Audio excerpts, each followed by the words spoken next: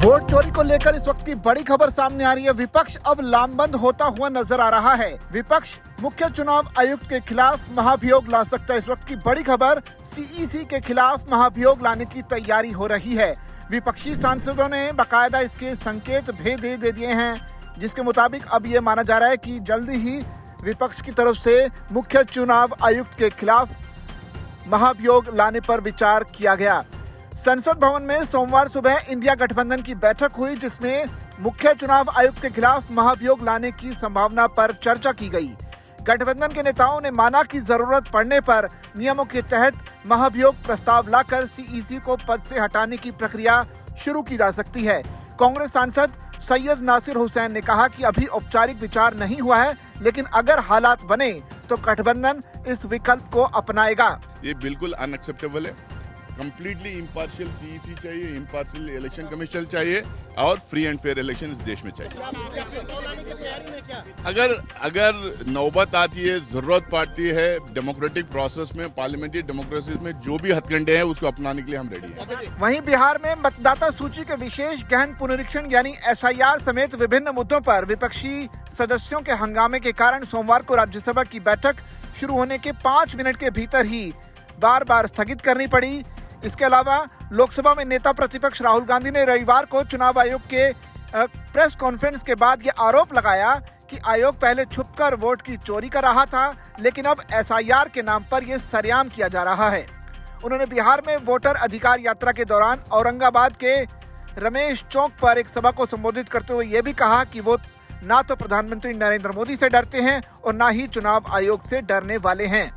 इसके अलावा अखिलेश यादव भी आज मीडिया के सामने आए। उन्होंने भी अपनी बात रखी। उन्होंने कहा कि किस तरह से उत्तर प्रदेश में चुनाव के दौरान गड़बड़ियां की गई और जीवित लोगों को मृत बताकर उनके वोट काटने का काम किया गया। लेकिन बाद में जब ये लोग सामने आए तो उन्होंने बाकायदा चुनाव आयोग के सामने एफिडेविट दिए और उन एफिडेविट्स की कॉपी को अखिलेश यादव ने पत्रकारों को भी बांटा।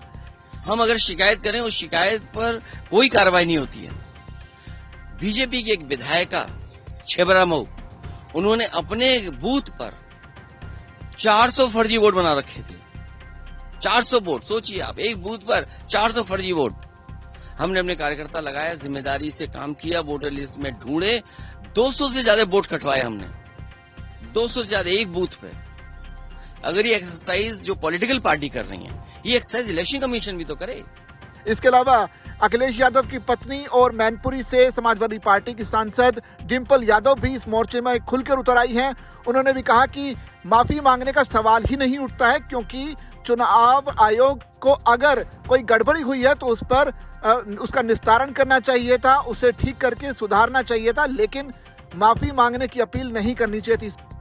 मैं नहीं समझती किसी को माफी मांगने का इसमें कोई सवाल उठता है, क्योंकि अगर किसी लीडर ऑपोजिशन को इस बात का ऐसा लग रहा है कि कहीं ना कहीं वोट चोरी हो रही है, तो इलेक्शन कमीशन को प्रूफ के साथ आना चाहिए कि नहीं हो रही है।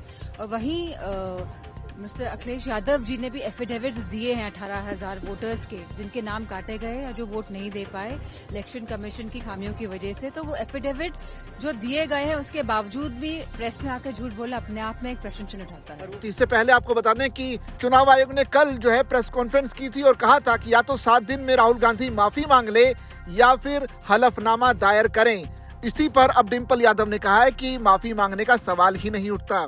ऐसे में अब विपक्ष जो है एकजुट है और लामबंद है, और इस बात की अब कोशिश की जा रही है कि अगर मुख्य चुनाव आयुक्त जो वोट चोरी का जो आरोप लगाया उन पर और जो गड़बड़ियों की बातें सामने आ रही हैं उन पर अगर एक्शन नहीं लेते हैं तो निश्चित तौर पर विपक्ष मुख्य चुनाव आयुक्त के खिलाफ महाभियोग लाने पर विचार कर रहा है। ऐसे में देखना पड़ेगा कि आने वाले दिन चुनाव आयोग के लिए कितने मुश्किल भरे रहने वाले हैं, क्योंकि लगातार राहुल गांधी और तमाम विपक्षी दल चुनाव आयोग के खिलाफ मोर्चा खोले हुए हैं। वोट चोरी का लगातार आरोप लगाया जा रहा है। बिहार में एसआईआर के मुद्दे पर भी सियासत हो रही है।